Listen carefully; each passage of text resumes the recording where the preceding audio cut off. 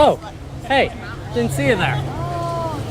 I was just reading some of my favorite stories from the Great Old Plague. You know, they were crazy back then.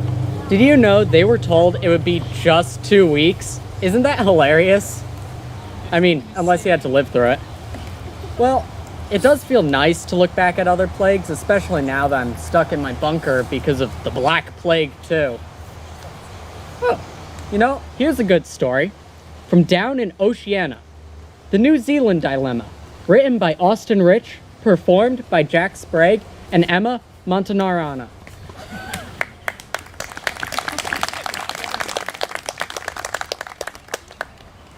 Oi, bro. Look at this place. Isn't New Zealand amazing? Hey, you tourists, you aren't supposed to be here. New Zealand is a COVID-safe place, and we don't want visitors. You stupid, officer? Can't you see man's on phone? What? I'll say it again for you, yeah, bro? Man is on phone. Now wait your turn, yeah? No. We are not doing this dance. Everything is perfect, and you will not ruin it. The stupid Kiwi telling me what... Hey, we are leaving now. We are taking you to the New Zealand Civil Protections Unit. What's that? It's to protect all New Zealanders from people like you, tea guzzler. This is a violation of my freedom of speech, yeah? Britain doesn't have any idiots. So what are you gonna do? Take me off the jail, Bobby? It's not a jail, but you will be quarantined. You can't do that. Quarantine! NBCPU officer 15780. I have a code block on the corner of 5th and 8th. Meet me at the 14-day tent and clean team, please. My spleen! You should have waited at home and stayed safe just a little longer. I'm from the UK. I'm on vacation, bro. Then you're going back home after your 14 days. What? Not back to the monarch. Shut it, you. You risk the lives of thousands by coming here. You need to stay safe. I never thought of that. And you won't break out of the facility like the others. What? Others? No time to talk. I just wanted to visit my mom. Attention, New Zealand. The country has been compromised. You must remain safe in your homes. Remember to stay there for the good of all.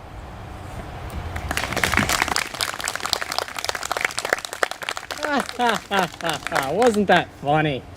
I guess travel was one of the big things impacted by the pandemic.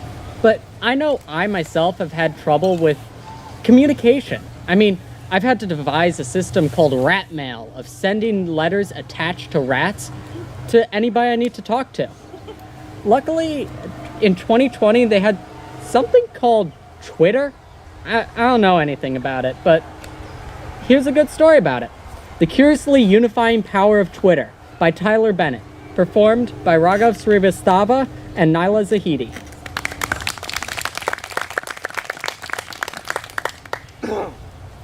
Dear Diary. Okay, you know what? No. That makes me sound like a teen rom-com protagonist, doesn't it? Let's never do that again. So, I don't know. I just want to get some thoughts down on paper since I don't really know how I'm feeling. This is going to sound really cheesy, but I saw this girl online at Marigold1D, and she seems kind of cool. My best friend Jen follows her, but she's not really a stranger if you think about it. I don't know, I just was looking at her tweets. She seems kind of nice. Maybe I don't know what the hell I'm thinking. I should stop thinking about her. She's just a random Twitter user. I'll stop writing now. Dear Diary, May 10th, 2020. So, today was a pretty normal day. Kept thinking about Dan, though. You know, I know we separated for good reasons, but, you know, just can't stop thinking about him all the time. I mean, it was a good reason we separated. We're better off separate, after all. Maybe I'll just bury my sorrows into making myself look extra cute these next few days. Shame there's no one around to appreciate it, though. But maybe Twitter will like it. Yeah, I'll do a cute little quarantine photo shoot, put it on Twitter, and show the world that I don't need Dan to be happy. And besides, some meaningless internet likes will definitely make me feel better. God, that sounds weird. No, what? Ew. Okay. So today is May 11th, 2020. That Marigold chick posted some more pictures on Twitter. And I mean, look, she's kind of cute, but she's probably not even my type. I mean, I know appearance is not all that matters, of course, but if she asked me out, I don't think I'd say yes. Okay, maybe I would, but like, that's besides the point. I would give her like a few days free trial, you know? Every good app gives you at least a few days of free trial, right? I'd be like a good app. If she asked me out, which she won't. Should I DM her? Nah. Dear Diary, May 13th, 2020. So, again, normal day. I posted myself on Twitter and I've been wearing some cute outfits, so, you know, that's a plus. But this is gonna sound stupid, but my photo shoots on Twitter haven't been getting as many likes as I hoped for. You know, Dan used to appreciate me, unlike Twitter, of course. But this guy, at ADOG34, he's been liking my tweets quite a bit, and, well, I went on his profile, and he seems kind of funny. Retweets a lot of Wilbur Soot stuff, so that's pretty cool. And he's kind of cute. Not that it would matter at all, you know, just a few pictures. But, you know, it's just, never mind. He'd probably never be as good as Dan anyways. Kept thinking about him again. I'm gonna do it. I'm gonna DM her. I'm gonna DM her. I'm gonna DM her. No, you shouldn't DM her. That's stupid. Are you crazy? Well, of course I'm going crazy. That's what isolation does to a person. I mean, come on, you're talking to yourself like a crazy person does. I mean, what could the harm in just be saying hi? She's not gonna want to talk to you. She's gonna be freaked out. You're stupid. I mean, I'm just gonna say hi and that's be it. She's just a random Twitter user. Do you hear yourself? She's a random Twitter user. She's not gonna want to talk to you. You're crazy. You know what? It's just a hi. I'll just say hi. I'd regret it if I didn't.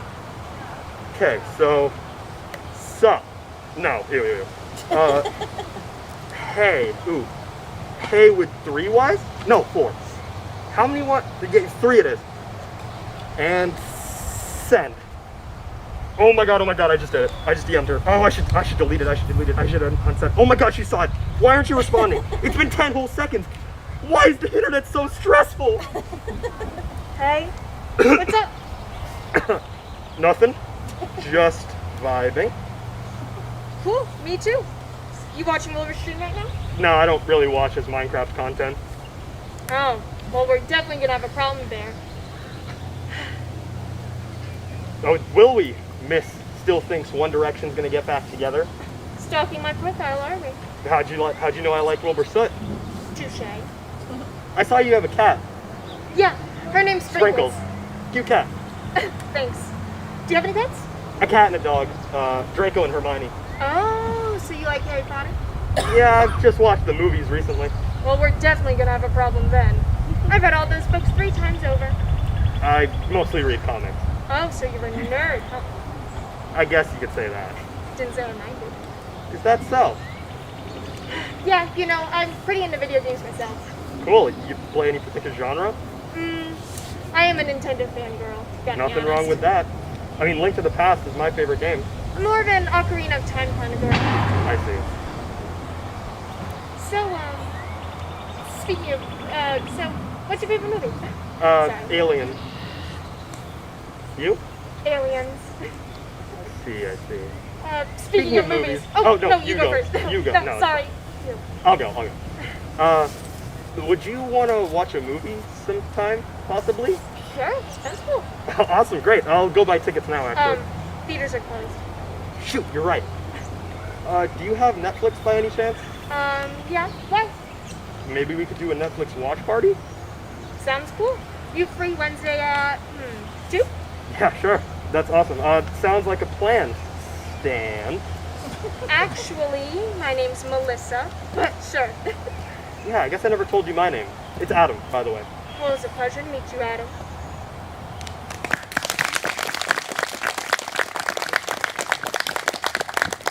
Aw, wasn't that cute? Reminds me of how I met my second wife.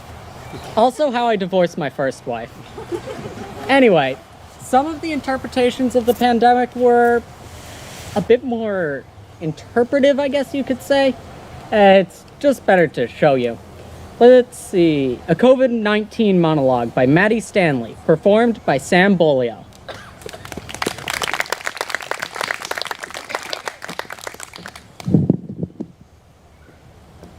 The icy blue ring around a pool of sage green, dotted in the middle with an empty void of deep black. Staring back at me, the long eyelashes, dark and thick, hands reaching up and outward for relief, flanked their almond-shaped cavities for the housing to the windows to their soul. My gaze fell onto the next person. A bowl of warm honey with swirls of milk and auburn, when in the sunlight grew a light copper, resembling a penny in the sunlight on the sidewalk, longing for someone to bestow its good luck upon. Their eyelashes depicted stakes in the ground, sticking straight out, warding off any evil or unwanted flecks of demise to enter through their soul window. I send my focus to another person. Through the waves and into the deep, the two soul windows' focus penetrated mine. The overwhelming sea of navy and sapphire, organized in the style of mandala, easily enticed my curious mind. If I look hard enough into them, I'm certain I would have seen a pirate ship sail by, the wind from the wild air of the sea, causing the lashes to wave in the breeze of uncertainty. I squinted my own soul windows, brows dipping and lips pursing, in an attempt to study, examine, learn. With no other way to gauge, all we are able to do is look at these soul windows. Reality is upon us, but the colors don't drip off, for reality cannot break our windows.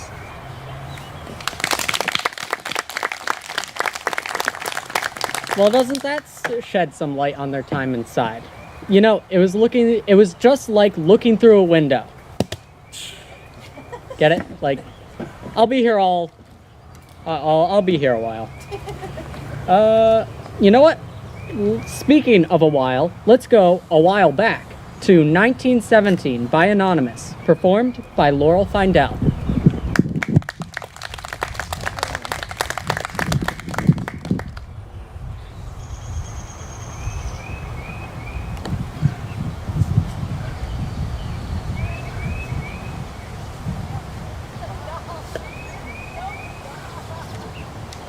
January 19th, 2020. Dear Diary, the infernal man that was my father must have sold his soul to the devil. I always wondered where he went when he died. During his final days, he spoke to brother of the teachings of the good Lord, but I'm not sure that his soulless self could have possibly made it to heaven. I remember my father, who nearly breathed fire in his anger. Perhaps my views are skewed. I was the faithful servant to the Christian's God for my entire life. Yet here I am, now in heaven. I resented it for a while, you know. Shot in the head for a simple, foolish carving. Now in heaven. My resentment began to build. I regretted spending my time praying when I could have fled, taken my mother and fled. Now, thanks to a stupid carving in the wall and a stupid shotgun, I am tied to this house. Father gets to rest while I haunt these halls, watching new families year after year forget about me, paint over my memories, and forget the dusty corners I am forced to reside. Of course, I was sad when the first family did so, but this is the fifth family since, and I have no tears left to cry. It's not as if the memories of this house were good anyway. We fled our homeland to build a better life of freedom, but here I am, trapped with my memories and only myself. Yours always, Maggie. The last pandemic I experienced was the Spanish flu outbreak of 1918, the pandemic that took my mother. I died months before this particular disaster though, and it was torture to watch Mother in her final days, unable to do anything but sit beside her and hope that God would grant her the ability to see me in His mercy. I always thought that He would have in her final moments. I remember a certain peace gracing her features before she exhaled her last breath. But this was 100 years ago, and this is a different family I am now subjected to, silently preside over. They're calling this pandemic COVID-19, and today they were given a 2-week quarantine. They won't be leaving the house, they won't be working, they won't be going to school. It appears as if my resolve to not haunt this family might be coming to a quick and decisive end. How am I supposed to watch them sit around for 2 weeks like absolute slugs and not at least unexpectedly open some doors, make them understand real loneliness like mine? Perhaps if they weren't so idiotic as to start stocking up on things like toilet paper, I would have refrained. But it is clear to me at this point that they need some sense knocked into them. Who better do it than me? Yours always, Maggie.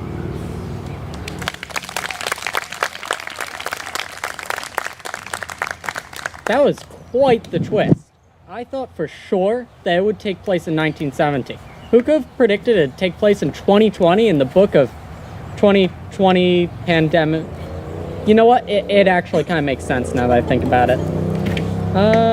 Let's see. Let's go for something more comedic. This one sounds good. Bread by Austin Rich.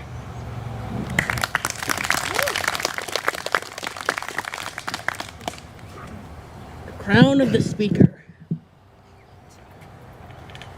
Bread. I bought this bread on Amazon for only $2.49 with free shipping. I'm not usually one to buy stupid things, but look at it. Bread! But it's not bread. No. Now in all my Zoom calls, I display it proudly in the background. I've gone mad with this bread. My crown of jewels. My ring of Sauron, my Horcrux. My Mjolnir. I bid you a thanks for your kindness and compassion in these times, good sir. And if you must, buy yourself a bread.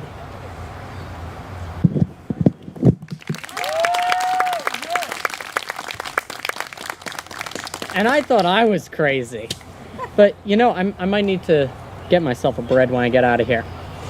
You know, insanity is quite a common theme in the pandemic. Apparently, staying away from people for long amounts of time really does drive someone crazy.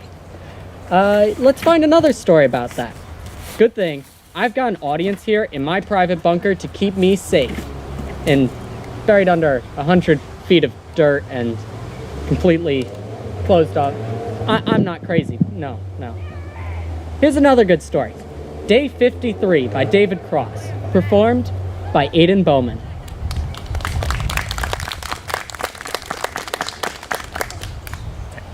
Test, camera, test, good. Day 53. As you can see here, I'm sat here in my car. Well, it's not really my car. I broke into it. Well, I didn't really break into it per se. It was open, but not like the door was ajar open, but more like it was unlocked. So got in. So I got in. And they say possession is 3/5 of the law. Oh wait, unless that refers to in English. But this is Canada, where the car's currently at. And maybe in Canada it's written that if the devil possesses the 3/5 of someone's soul, that it legally has ownership over it. I'm not sure. Alexa, remind me to Google that.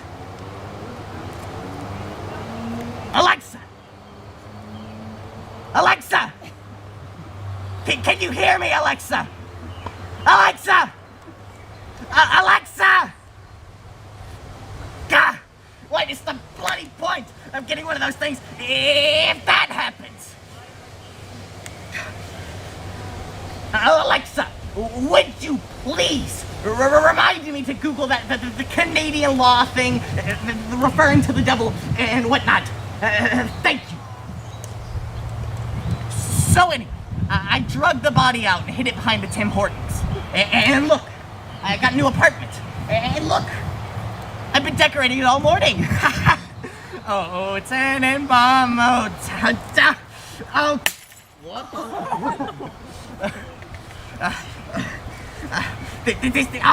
I gotta stay calm.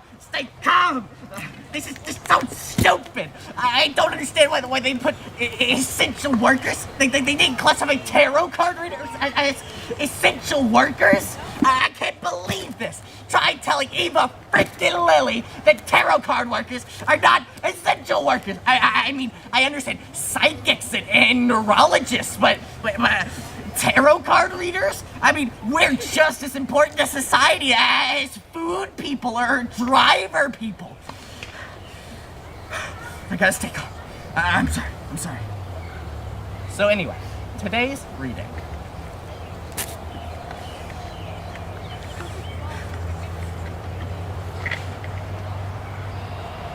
The veterinarian master cleansing within the Pentagon of Justice. This card is an interesting card. It means you might have good luck coming in about a year or two. Maybe not. This card, moon over my hammies. This is the Denny's card. And it's good or bad, depending on the next card.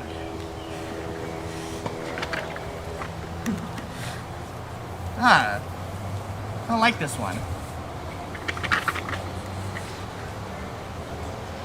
Oh my god. You need to stay calm. I need to remain calm. I can't stay calm.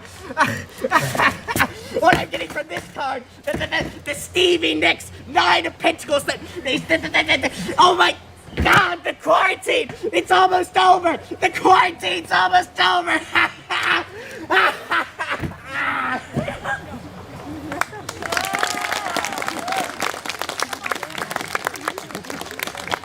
Wow. Reminds me of my ex-husband. You know, not everyone can crack funny jokes like I can. Under circumstances like this, some people have had to come back to face things they'd rather leave undisturbed. Just like how I'd rather leave undisturbed my growing list of ex-spouses that just follows me everywhere and have to constantly pay money to, and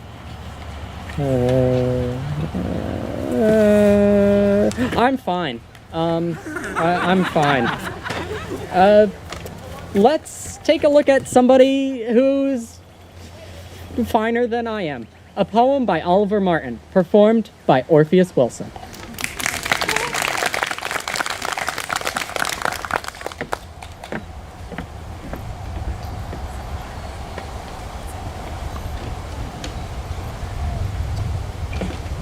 Oh, what?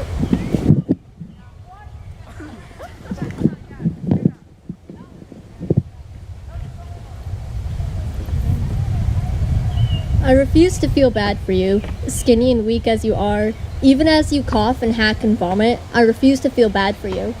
You who pulled me aside when I was only 12, telling me I didn't actually like girls, that I was just filled with lies. I refuse to feel sad for you, feverish and yet chilled, chained to the bed and couch for weeks. I refuse to feel bad for you. You who refused the pronoun yet remained high and mighty, saying it wasn't grammatically correct, and I removed the sound. I refuse to feel glad for you, up without becoming winded, making dinner for the first time in forever. I refuse to feel glad for you. You who looks down upon me and never gives me any thought, because you are always right and nothing but, never anything new to see. I will only be mad at you, true colors on display. Trapped inside with you for months, I will only be mad at you. You who handles and grabs among protests and cries, a time bomb about to blow its cover, yet I scandal and stab. I refuse to feel bad. I refuse to feel sad. I refuse to feel glad. I will only be mad.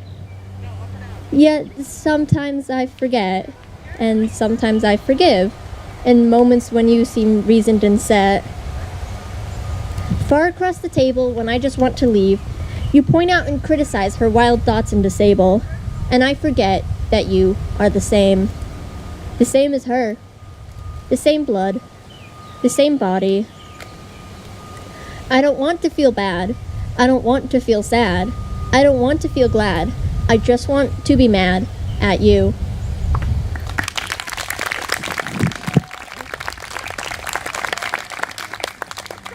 Wow, sounds just like my son. Well, as much of a son as a biogenetically modified ooze can really be. You know, he actually showed no signs of intelligence until randomly one day a 73-page essay about how much he hated me as his creator just appeared right next to him. Well, what was I talking about? Oh, stories. Unknown Caller by Dan O'Brien, performed by Sam Bolio.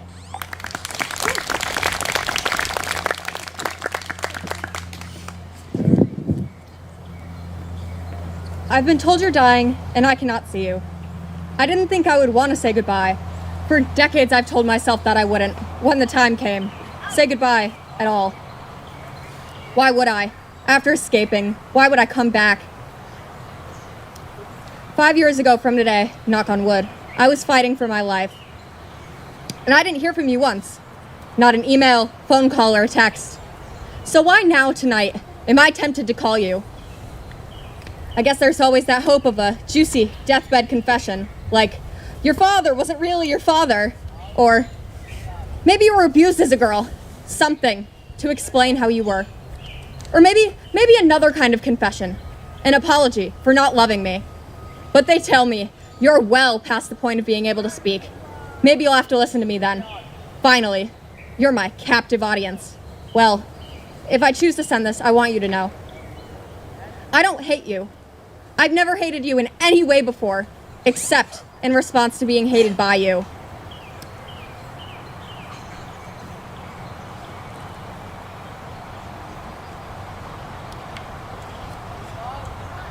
But this morning, when my phone, I once loved you fiercely as children do, but they have to. But with time and distance and therapists, I forgot about you, more or less. But then this morning, when my phone said unknown caller, I knew it was you. Or maybe a nurse calling for you. I was shocked to know you were still alive, because you've become like a ghost in my imagination, remaining the age you were the last time I saw you, or maybe younger, around the age I am now. And it's true. I've caught myself imagining. Catching up. I would call you and you'd answer. And we would catch up. And you would be so proud of me for fighting for this moment now, but also what I've done with my talent. For the places I've gone and faces I've met. When you never had any friends and barely left the house. And I've imagined surprising you, ringing your doorbell and surprising you with the laughter of the granddaughter. You're never gonna know now. I have a picture of her. Right here. But I won't show it to you. Is that cruel? I feel like I should protect her. She's sleeping and you're far, far away. And as it ever was, I'm imagining standing beside my daughter waving to you. Standing outside the house where I don't live and where you don't live anymore either. We're standing in the street waving. You're sitting in your window, solemn and silent. And she looks up to me and says, "Mommy, who's that?" And I have to look at her and say, "I don't know." But I forgive her. Good night, Mom. I hope it's not too hard.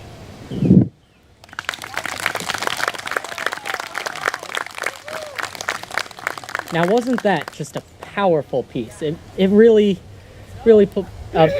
What are you doing here? This is my bunker. You What are you doing in my estate? I'm just leaving. Year is 1820, and the pandemic is one of cholera, not of COVID-19.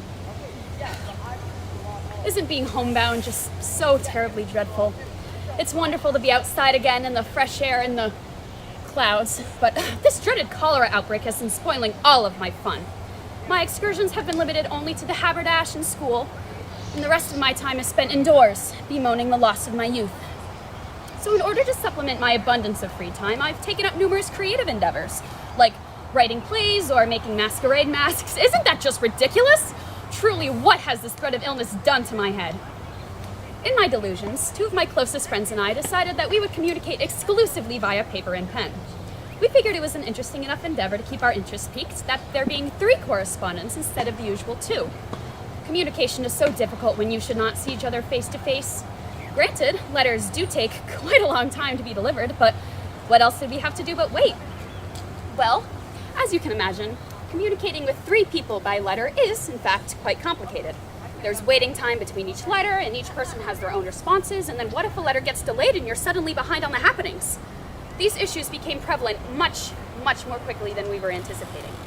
And it all began when one friend, Viola, developed an attraction on a boy within our social circles. This was very scandalous because it was the first we had heard of it, and he was a friend. We devised a plan that we thought would be efficient for pursuing this development. Just a moment, I have to put a cover on this strange little sound stick. There we go. In the end, we decided that Viola would craft a love letter and send it to the object of her affections. Now, I must add as an aside, this was not the first attraction known to us. The other friend in our little trio, Rosalind, had had an attraction to a boy, Henry, for many months, and we had known about this for a little while. So, you can see the problems begin to arise when Viola's love letter, hand-delivered with no name attached to it, by some act of God ended up with Henry instead of its intended target. Because here's the second aside. Viola refused to tell us who the letter was intended to go to. She had deemed it embarrassing. So we had no way of knowing, aside from her word, whether she had just betrayed Rosalind.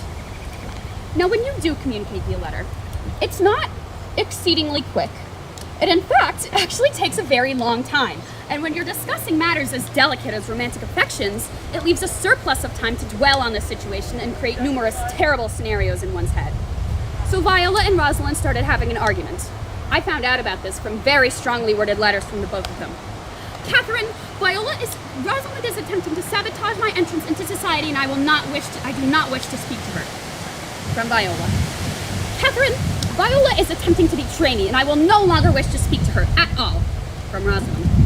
How am I supposed to surmise who is lying and who is telling the truth? This continued until I received a letter from Viola, who had received a response from Henry. He was quite confused, but was, and I quote, open to the possibility of a relationship. The following letter was a very strange one Viola had to send. So, following Viola's rejection, Henry was understandably upset and a little miffed, and he sent a very curt response back to Viola, which sent her into a bit of a guilt-ridden tizzy. And Rosalind, deciding to take advantage of the moment, sent her own letter. May as well at this point. Now, I was not personally involved in this drama, which I believe is unacceptable. So I took it upon myself to send letters to each party explaining the situation with my own little commentary. Viola and Rosalind naturally took the opportunity to vent about the other. Viola has truly not absorbed any knowledge from her debate lessons. Rosalind. I believe that Rosalind has become illiterate. There's simply no other explanation for why she will not listen to me. We both know that I really like, but Viola forbade me from telling until she could muster up the courage to tell Rosalind herself. I agreed, naturally. But these correspondences were giving me quite the burdensome task of peacekeeper, so I stopped sending them letters after that. To Henry, I sent a letter explaining the situation, but he wouldn't hear of it. I just find it hard to believe that you could mix up something as important as a love letter. Men.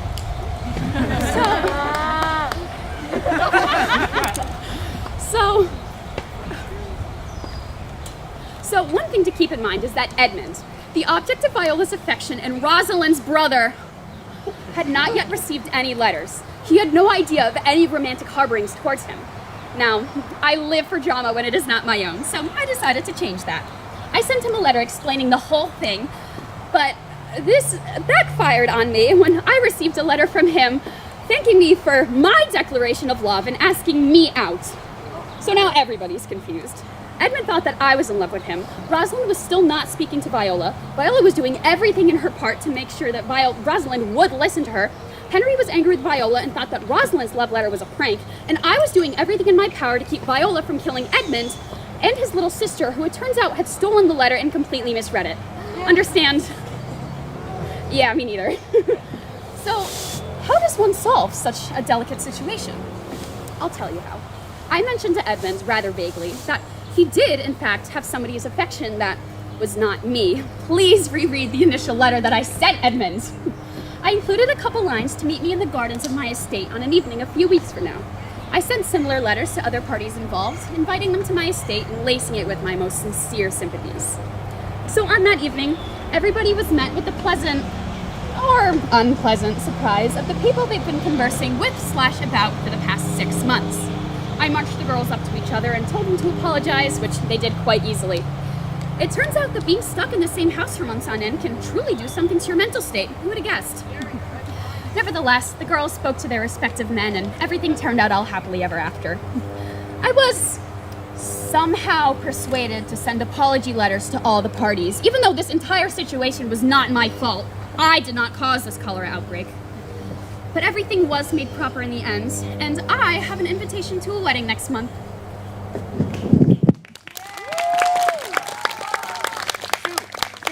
Get back, before I infect you with the Black Plague too. I really thought that I had infected everybody. I mean, stories, am I right? Anyway, we've been looking at many stories, mostly focused on the beginning of the pandemic. But we haven't really taken a look at when things start to open back up. Let's take a look at the teacher's point of view in A COVID-19 Conversation by Jason Scavato, performed by Will Naragi.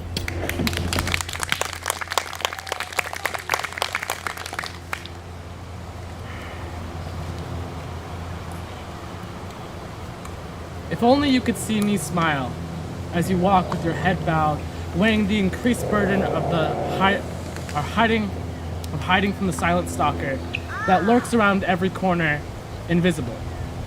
Towering in your perspective, infinite, and the ability to drive away touch as it corrupts conversation into contagious fumes of castigation. If only I could sit beside you, have you look into sympathetic eyes, tell you you're not alone, show you the light in the muted grays, give you reassurance that tomorrow the weighted net of isolation would lift and that your wings could fill with purified air and carry you to the places you've always wanted to be. But instead, I swallowed the lies, keep my distance, as if we're both vectors in a game where if you're it, the 6-foot distance could be a maze through decaying earth as your soul finds its way elsewhere. If only you could see my expression, the pride and elation that carves lines of joy into my face. You would know that you matter, that every little accomplishment, the series of successes, the possibilities of progress that you set forth in motion by your compassion and empathy.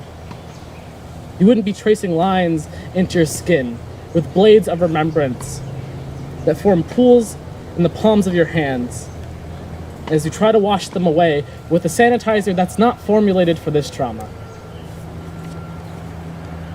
When I can embrace you, if onlys are forgotten dirges, you will feel my love and caring flow from a deep well of respect, telling you to be you, to validate all of who you are, just to say, damn, you're not just a kid. You fought the devil itself, and though you got knocked flat on your back, had the wind crushed from your lungs, you found strength in the masked world of darkness, and you claimed victory.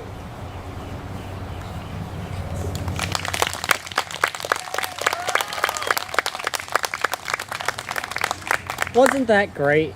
You know, I was a teacher once. Not for very long. I got fired when I accidentally released a deadly contagion in a avoidable lab accident. But I think Two-Headed Joe is still doing all right out in the wasteland. Sorry, I mean Florida. Speaking of infected pupils, let's take a look at the 2020 pandemic from a student's point of view. Get it? Like pupils, like you use your pupils, and pupils are. It was a joke. COVID Conversations by Mara Margelloni, performed by Brogan Morin.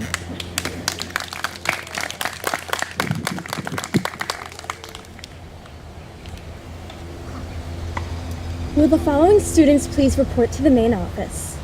Remember the time that we heard that 5 times in one school day? I do. Every time the intercom comes on and you pray you won't hear your name. Every time you get a call from that 896 phone number and you hold your breath, hoping it's not for you, trying to figure out who is patient X. But it was me. I was the one who caused that announcement. I was patient X, confined to the 4 walls of my room, floating yet heavy. But that's all I had been doing this past year. Just floating through the days, trying to make it day by day. The anxiety, depression, and trauma this was causing was unreal. Sorry for the interruption as always, but will John Brennan, Ryan Mitch, and Olivia Brown please report to the foyer? God, my heart dropped into my stomach. How did my friends feel when they heard their names being called? How did the people who had just had the bad luck of sitting next to me one day feel? I couldn't imagine. My phone started ringing. Is it you? Are you sick? How's COVID? Thanks a lot. The calls and texts I had received, you learn who your real friends are when you experience something this traumatic. I mean, that's what people on the news had been saying about it, that people who experienced COVID would have a hard time recovering in society and the way they were viewed would be changed forever. Known as COVID Girl when I returned to school 10 days later, and I among the group of us that did get it were grouped together. But it shouldn't be this way. I wasn't contagious anymore, but no one would see that.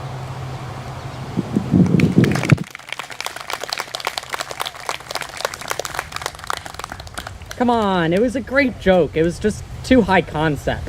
You understood it though, right? Oh, who's a good little plague bearer? Yes, it's you. Yes, it's you. Oh,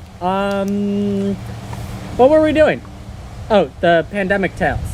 Well, those barbarians in 2021 did seem to find some sort of a vaccine, unlike the Black Plague too. I made sure nobody will ever find a cure for that one. Anyway, they sure did have a rough time trying to distribute that vaccine.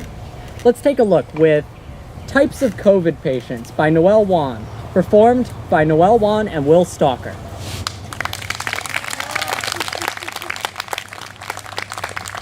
Hello, my name is Dr. Baylor. Lately, I've been giving COVID shots to my patients, and there have been quite a mix of reactions. The majority of people avoid getting their vaccinations for many reasons. The most common reason being trypanophobia, which is the fear of needles. I myself had it when I was younger. Now, what I'm about to show you are some rare and common situations my patients find themselves in. This first scene will portray a normal encounter. Hey Doc, I'm here for my COVID vaccine. Ready, what arm? The left is fine. I use the right most of the time. We're all set. Great, thanks so much. I love those patients. Now, this next patient is the nervous Nellie.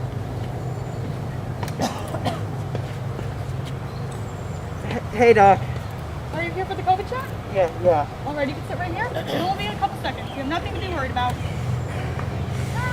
Deep breaths. Just tell me when it's over already. It's been over. What? Oh, that wasn't so bad. Thanks so much. I love to see my patients overcome their fear of shots, but hugging during a pandemic, not cool. Anyways, this next patient, you'll just have to see for yourself.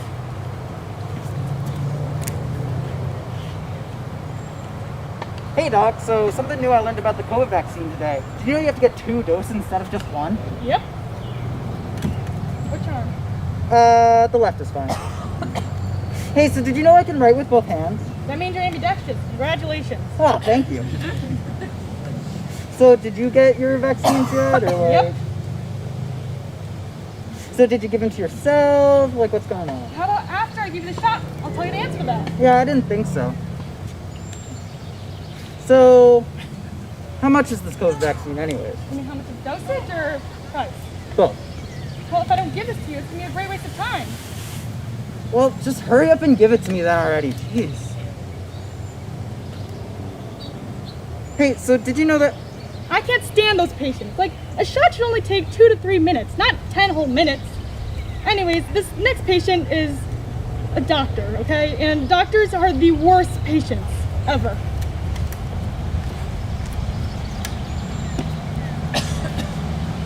Hey, Dr. Baylor, is it? That is correct? So, have you had those shots yet? Yep. Which arm? The left, please. Whoa. Aren't you going to sterilize it first? Well, according to your file, you're allergic to alcohol swabs. Oh, yeah, you're right. My esophagus tends to close. You know, my wife and I thought we were allergic to our cat, but we've had it for 6 years, so that didn't make any sense. Whoa. Let me show you how it's done. See? Easy peasy lemon squeezy. Now here, you try. Maybe next time. Alright, see you in a month. See what I mean? Doctors and especially patients are not supposed to be giving themselves a vaccine. It's common sense. Anyways, this last patient, it's a bit of a complicated situation. Hey, you can sit right here. Okay. Now which arm? The left. Wait. Do you think you could do my right? Wait. I think the left is better. Are you sure? Yeah. Wait! Can I count down? Suppose you can. Oh, thank God. 199. Let me start at 3. What? That is way too close. 98. 97. Hey, you're looking pale. You lie down? No, I'm fine. Hey, do you mind if I stand up for this? I don't think you should. I'm not even checked for a pulse.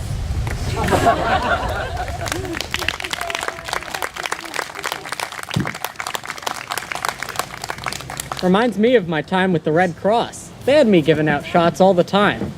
It's a shame though. You mess up one time and all of a sudden you're a domestic terrorist put on the top of the FBI most wanted list. Anyway, let's take a look at a poem by Michaela Marquise, performed by Everly Oliver. Over here.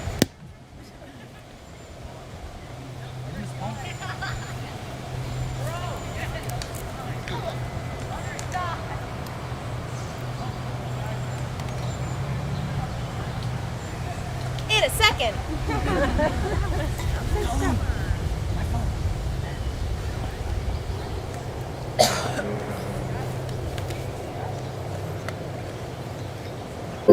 My name is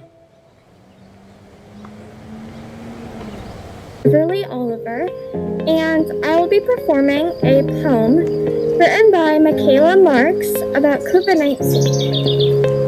The world we know today is different. Stay 6 feet away, wear your masks, hand sanitize, watch who you hang out with, don't go out as much, no parties. This is the world we live in. Zoom calls, FaceTime, TikTok, that's what's holding us together. The only thing keeping us sane, the rampant toilet paper saga, the mask shortage, unemployment, mental health, it's still occurring. Weeks, months, and now a year. 24/7, we fight against a pandemic for the sake of others and elders. We wear masks as protection. We're scared of others. We act out irrationally. R.I.P. George Floyd.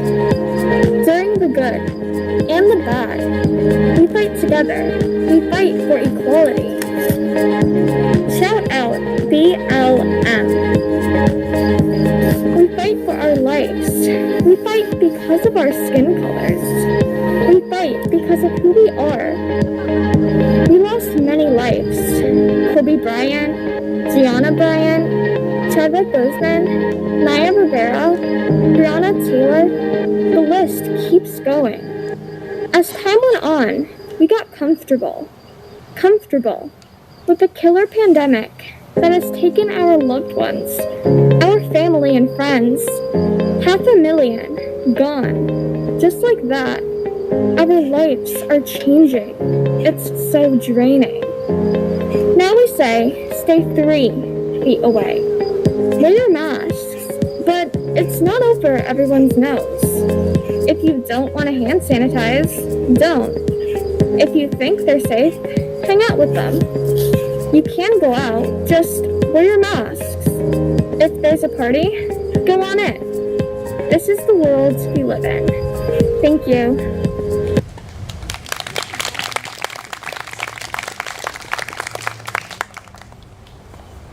You know what my favorite part about living 1,000 years after a killer pandemic? It's not the rise of our reptilian overlords, surprisingly. It's actually the ability to look back at people looking back at the pandemic. It's like Inception. Great movie, by the way. Let's take a look at The Roaring Twenties, written and performed by Emily Niger.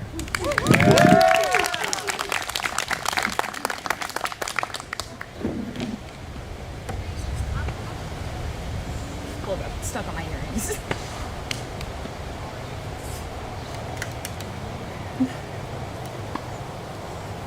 Hey, Miss Diary, how have you been? It's been way too long. Sorry I haven't written in a while. I've been like so totally busy with the new iPhone 257. Isn't it totally rad? Look at the little keypad. It is so retro. Anyways, as you already know, my 16th birthday is coming up. I've been trying so hard to plan my party, and I think I finally found the perfect theme. The Roaring 20s. I'm pretty sure that theme is like so totally last year, but get this. Yesterday, I was up in my mom's attic because she asked me to grab some lame suitcase for her even lamer work trip, and I found this little trunk that belonged to my great-great-grandmother. I didn't even want to open it at first because it was like covered in dust and I had just gotten my nails done, but I saw this little thing stuck inside, so I just had to. You'll never guess what I found. Isn't it so cool? It's like totally vintage. I've seen these in some lame-o history documentary in class, but I never thought I'd see a real one. Anyways, I saw the mask, right, and I was stoked because I just knew my party had to be 20s themed. So I grabbed the suitcase because I knew if I didn't, my mom would totally have a cow. And I grabbed the mask and I went back downstairs and started planning the party. I started with my invite list, you know, Jeremy, Erin, Nicole, the whole group, except not Jeremy because he's like a total dweeb. And, you know, after that, I planned the decor. I think I'm gonna put some little gummy bees on the cupcakes and probably hand out hand sanitizer as favors. You know, I've never actually tried one of these on before. I hope it doesn't make my face look fat.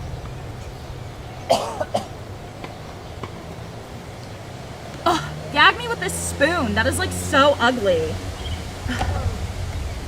You know, maybe it would look better as a headband.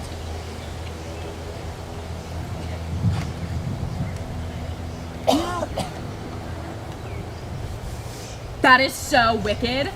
I can't wait to rock this at school tomorrow. Everyone's gonna be like, OMG, Stacy, that is so cute, like major.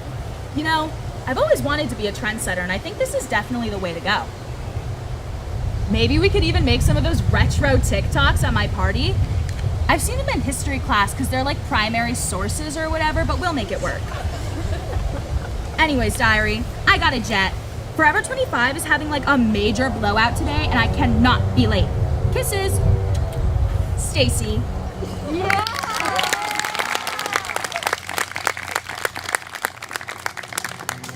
It seems like we might be reaching the end of this book, unfortunately. How long have I been down here? Feels like it forever. It doesn't really matter, but... Ah! Mr. Rat, what's going on? Snap rid of it! It's okay, it's okay. Yeah, it's okay. I'm not crazy. Don't worry about it. Let's go to some poems written by... I'm just told to read the book, but a really awesome, cool, and funny guy named Alex Dorenza, performed by Tobias Adams.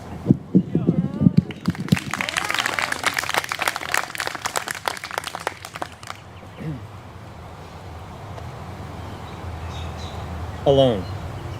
The world is silent, sans the billowing wind. I turn my head to keep it from drying the tears on my cheeks, desperately hoping that their descent will have my sadness rescind. I've stood here longing for what feels like weeks, my stance unchanged, bent over in sorrow. I hear every beat my heart dares make. I wish I could move, but each step takes till morrow. I wish this would end for my sanity's sake. Intrusion. From whence the night began to fall, the acrid smoke filled the hall. I ran and hid behind the counter, as I steal for the first encounter. The blood inside me starts to boil as I watch the land before me soil. The fog envelops the sacred land as I am left crying into my hand. The ceiling above me encroaches downwards, and the walls, they're pushing for my innards. I'm in the maw of a gaping creature, its teeth like bars stopping me from departure. How long have I been stuck in this cell, wandering through my own hell? My mind runs through what led me here, but if there's naught I did to instill such fear. Left to rot like a revolutionary in a Bastille, yet I am still alive and every second I can feel. I must find something to pass the eons, but there's nothing here, except my demons. Put pencil to paper and fill up the page, create temple with words, where even I smell the sage. Use the pen to work through the pain, so I can leave behind warning for the world to gain, flies and bees. I once heard a story from when I was young, of a man with a great family, but by night the bees stung. They swarmed the whole house, and while the family had scattered, their once peaceful life now had been shattered. They searched the whole town, scouring for respite, but there was nothing to be found, not a way out of this cesspit. So they for days in the street and gutter, their bones were so cold their teeth would shudder. That was until an old man came with a warning. The bees would be gone, turn to flies by the morning. Patiently the family waited in silence, happy to be finally rid of this violence. Ecstatic they ran, to the house they came, but the flies stung them all just the same. Within the woods. I walk out into the world's natural embrace. I grasp for some peace within. Woods around me shelter my face, and hide me from the outside's visage grim. I cover my tears so that none can see, my mind upset on this rueful night. I ponder to myself, wondering what I'll be once this forest is far out of sight. At some point, I must leave this cover and assimilate myself to normal reality. Out there, I have no idea what I'll discover. Who will I meet? Are they full of malignity? In here, I know who I am. In here, I know I am truly safe. But in here, I am nothing but a lamb. Only then from my current path may I stray.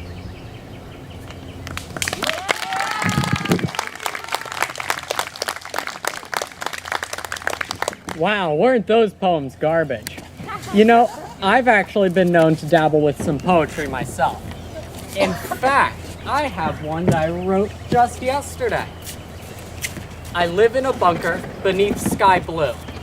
Everyone is dead, and I will be too. So stay away from my bunker. It's not for you, you drunkard. I'm going to infect you with the Black Plague too. You know, I really like that one. I think I'm going to send that to everybody in my contact book. I'll show you how rat mail works. Mr. Rat, tell everyone about that poem. Go! Don't worry, he'll be back. Anyway, we have just one more story left.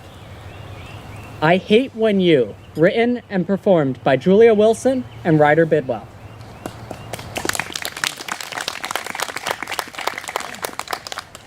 So John basically took credit for all the work I did this week. I mean, can you believe it? Uh-huh. Hey, hun. Hun, Huh? can you not do work at the dinner table, please? Just give me 1 second. I just need to finish writing this email. Hi. Can you be careful with those bowls? I mean, we spent a lot of money on them. I can't believe you. You know what? You work here as long as you want. I'll be upstairs. Okay. Okay. What? What's wrong? You know, when we got stuck working at home together, I thought this would be great for us. You know, I thought we could take long walks during our lunch break, or at least eat dinner together. I'm still here. You're the one that wanted to leave. Because of you! You're just sitting there waiting to hear from your bosses. I gotta get this presentation done by the end of the quarter. It's kind of a big deal. Yeah, okay. I'm just gonna clean up.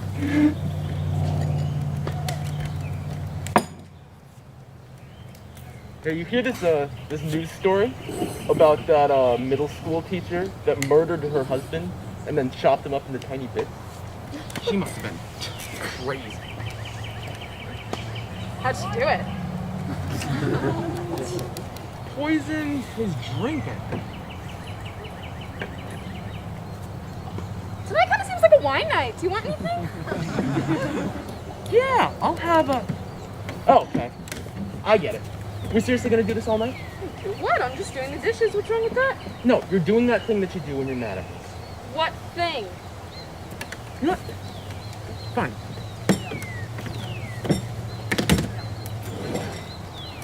Good.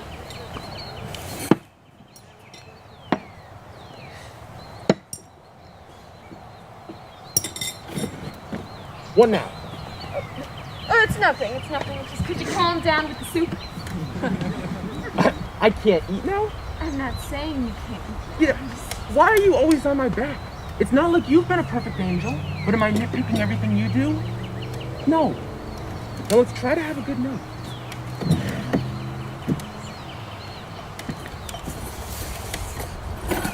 What's this? I was looking for that. Thank you. What is it? A new toaster. Why do we need a new toaster? Because it didn't. Our old one doesn't match the trim. That matters because... Because it matters. Come on, I love that old toaster. Its bagel setting was perfection. It was a wedding gift from your parents. They have impeccable taste. Obviously not. Okay, your parents got us a juicer. Why would we need a juicer? We don't juice. I was gonna start a health cleanse. Okay, there you go with your diets. What was your last diet? The Candida diet? Where you could only have like onion and kale water for a couple days? And it didn't even work. I didn't mean that. No, you're right. Your diet of beer and pizza is so much better. You know, and it looks like it's working, especially in your midsection. I'll have to try it. At least I'm happy. You can't tell me you like your onion water or whatever. Oh, now would be a perfect time to say something like, you don't need to go on a diet, Paige. I love you just the way you are, Paige. Okay, that goes both ways. How many times have you signed me up for a gym membership? Where's the love there? It was a couple's discount. I thought it would be fun. Apparently, I'm the only one who wants to live past the age of 60. Oh, very funny. Liam, why can't we just have a normal conversation without lunging at each other's throats? I don't know, Paige. I mean, we fight, but that doesn't mean I love you. You know that. Yeah, I know. Just been cooped up in the same room for who knows how long. Well, maybe the room needs changing.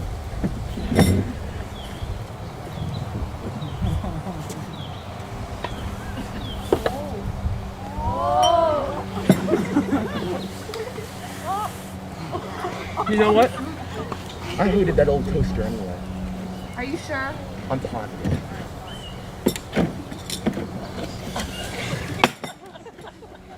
What?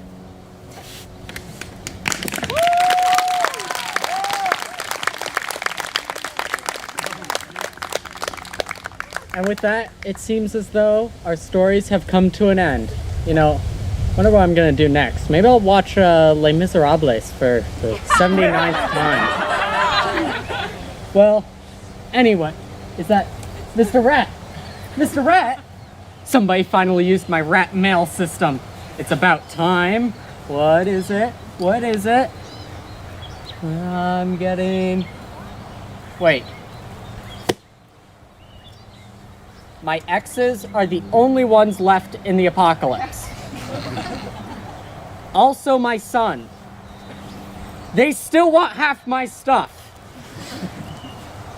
The only reason I made this pandemic was so that I could get rid of my exes. And now you're telling me they're the only ones who survived it? Be free, Mr. Rat. You need to get going. You are not gonna like it here. Even a cute little plague bearer like yourself won't be free from their incessant ramblings and all of their complaining. Go, be free! And to my captive audience, I must bid you farewell. I have to go somewhere that's not here. I hear there's a really nice place over on Mars that I might be able to hide for a couple years or so. But as the great bard once said, good night unto you all, and take off your mask if we be friends, and let next year restore amends.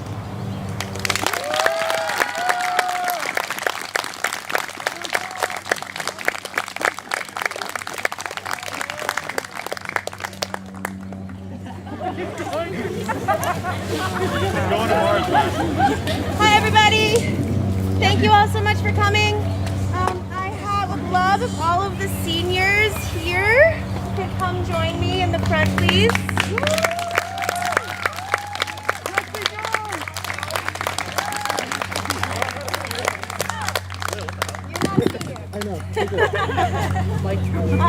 The parent. Oh, thank you. Wow, look at that. The lovely OKP Parents Group would like to honor our seniors by giving you all a bouquet of flowers. You're all over here. As a thank you for all of your hard work that you've done, and because, you know, this year sucked and so did last year for lots of different reasons, and we wanted to honor you guys with a big thank you. So round of applause for our awesome seniors.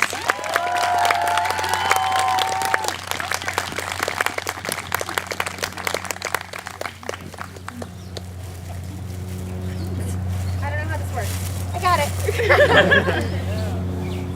Alex Audette. Austin Rich. Lauren Lagasse. Izzy Munn. Wyatt Cody. Xavier Rodriguez. Toby Adams. Tyler Bennett. Vraga Srivastava. Did I get you all? Yes? And a big shout out to all the seniors that are coming from home. I know this will be on YouTube later for all of you guys to watch. Thank you all for your hard work and dedication. One more round of applause for them. We love them. And thank you, Colleen McGrath, for being my mic lady. Have an awesome evening, guys. Thank you for coming.